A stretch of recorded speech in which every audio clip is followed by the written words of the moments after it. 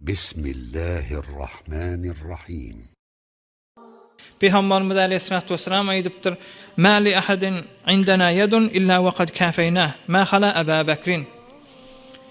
Her kim bize ýagşylyk etse, biz mugabelinde şoň ýagşylygyny jobran etdik diýipdir Peygamberimiz.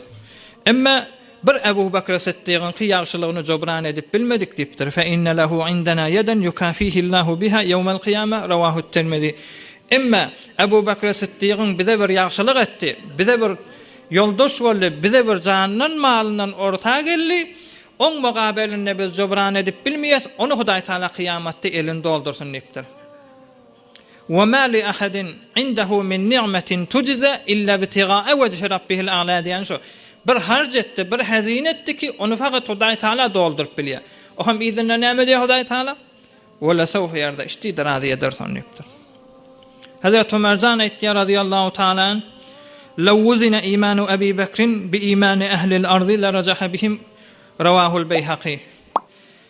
Abu Bakr Siddiqyň imanyny terezin bir tarafyna goýsaň, kulli ýeriň gözüniň musulmanlarynyň imanyny o tarafda goýsaň, Abu Bakr Siddiqyň galdyryp bilmeýär diýipdir. Onun üçin Peygamberimiz aýtdy: "Arhamu ummeti bi ummeti Abu Bakrin."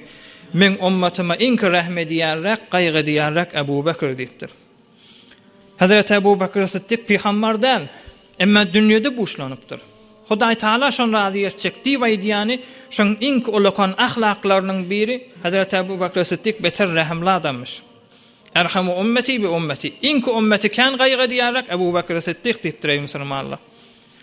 O hem ýene bir hadis var, men aýtsam gawy boljak. Peygamberden aýtdy: "Abu Bakr Siddiqyň şeýle Hudaý Taalaň ýanyna derejesi kan molony bi kan arada tutansaň, kan nefil sadaka verensen, kan zat bolansaň dälipdir, walakin bi şeýin waqura fi qalbi." Yüreğindäki zat salim etdi diýär Hazrat Abu Bakr Siddiq.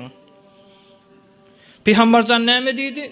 Hazrat Abu Bakr Siddiq Hudaýyň ýanyna naqat erzeş we eşitdiňiz ki, şonu nefil arada bilen, nefil namaz bilen yetmedi diýipdir. Walakin bi şeýin waqura fi qalbi, yüreğindäki imany, yüreğindäki Hudaýa mehebbet, musulmanlar gaýgatmesi, sadyk etdi, saf etdi. Şo bilen Hudaý Taalaň ýanyna uçdy diýipdir. Pes her kim de musulman dogolly, Hudaý Taalaň ýanyna derejesi uçjak bolsa, imany gawy boljak bolsa, cennet bilen buşlanmazyn. Emma kıyamatda turdy Hudaý Taalaň ýanyna razy bendelerden boljak bolsa, ol adam musulman rahimli bolmaly. İmanyň tagwiyet berýän zat namaz däl musulman. Çün inki bir rahim adamlar namaza goýanlardan jamiýede görýäňiz. Ey musulman, tenhazady-ki insanyň imanyny tagwiyet berýär rahim, musulmanlar gaýga edip ýaşamak, gara baglyn bolup ýaşamak musulman dogalla. Hazrat Abu Bakr Siddiq halife wagtynda Hazrat Abu Bakr'ın elindäki şahsiýetler kim? Eteginden millet bolup ýaşap beren Hazrat Ömerjan. On elinde raiyet bolýan şahsiýet Hazrat Alijan. On elinde raiyet bolýan adamlardan güýçli, o hem şolara baştak boljak bolsa, işi qyyn musulman dogalla. Gaýga etmeli, şolardan geçjek bolmaly. Şondan çirýe musulman bir zähmet çekipdir.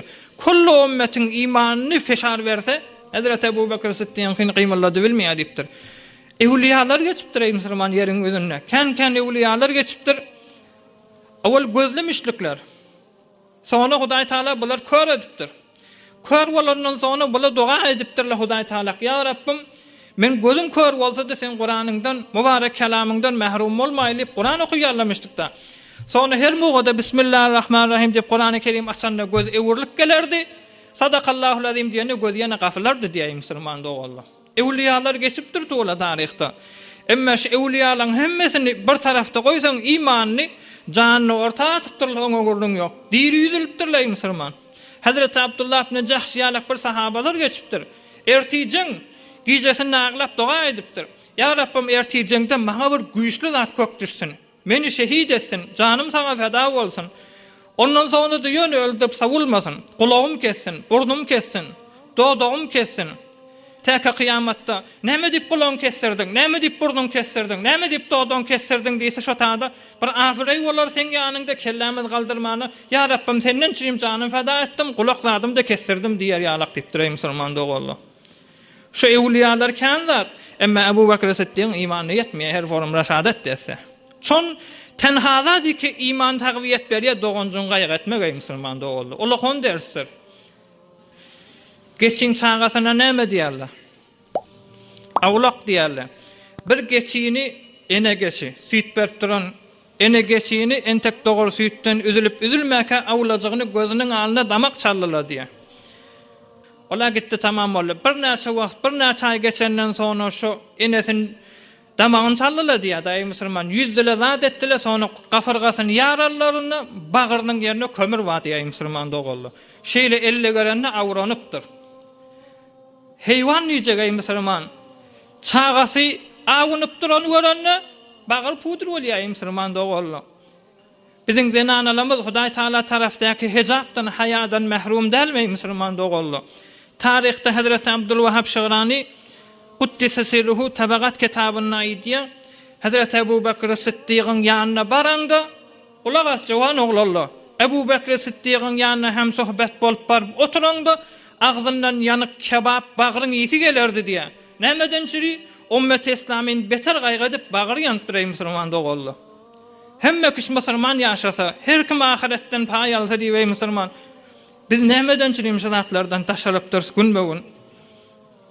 Men sen zendigiň dogry aýlandy. Men sen zendigiň ey musulman ýan gün ýaşdy sagat 5:30-dan geçenni. Gün ýaşdy. Maňa saňa meslik bilen ýaşdy, gyzgyn çörek bilen ýaşdy musulman dogully. Emma kan hanawada da çörek tapmana da diýär ey musulman. Meni sen aglamallarmyş oňa. Kan dinanalar we ey musulman kristal şişe mowtala bolupdyr. Kristal şişe mowtala bolup şon tapman fahşa edip ey musulman dogully. Men göz ýaşym bilen sen göz ýaşyň şoň zendigiň dogurla bilýär ki ey musulman aglasak. Dogur ha kristal bilen şişek derman ýok. Emma Hudaý Taalaň ýanyna derman bar ey musulman dogun. Hudaý Taala bir derdi iberse dermany da bar. Bir tafawut ýaşamaly ey musulman dogully. Biz ýaşurlymyz gurrun meriýe. Biz bir kadimde falan adam mady diýe. Ben de Hudaý ýatan ýer ýakty bolsun. Ýaňy geçen adamlardan tahsir jalan gören adamlary. Bir adamlar ady diýe gezip beren garaşytdy. Emma owadan başga ýerek bir gyz düşse, şonda dogry saklanmasa şoňa oturan ýerine narahat bolardy diýem. Ey owadan garnaşda däl, hem saýada da owadan başga ýerek bir gyz düşüpdir. Şu gyzda dogry saklanmaýarmyşdyk. Ajrak bolýandyr ýa zulm edilýändir. Şoň hakyny soramalmyşdyk. Owa gyzlar her näme sen diýip şoňa gaýrat edýärdi diýe ey musulman. Ey musulman, Hazreti Ebu Bekir Siddiqyň imany kullu ümmeti basyp ötýär ey musulman.